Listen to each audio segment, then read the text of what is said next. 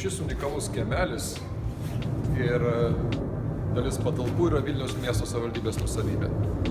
Čia yra pastatyta Vaclovo Krutinio skulptūra pavadinta Metraštininkas, skirta Pranciškui Skorinai.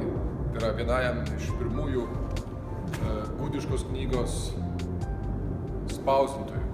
Ir čia buvo įsikūrusi spaustuvė. Unikalios patalpos. Gaila po privatizavimo, nes Vilniaus miesto taryba nori šitas patalpas privatizuoti.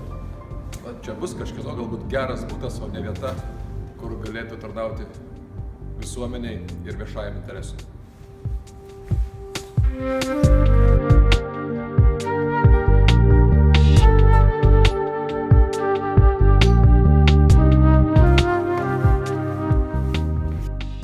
Graži harakinė, gotikinė, kas yra reta Vilniaus miesto senamiestyje, posėdžių salė, kurioje vyko ne vienas ir UNESCO renginys, taip pat senamiesčio bendruomenės, susitikimai su žmonėmis, konferencijos ir visa kita. Aišku, kažkas turės tikrai labai gerą, tikiuosi, ne garažą.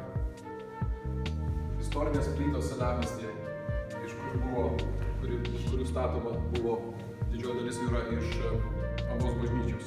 Nes, kaip žinot, Onos bažnyčia yra 303 rūšių skirtingos plytos panaudotos.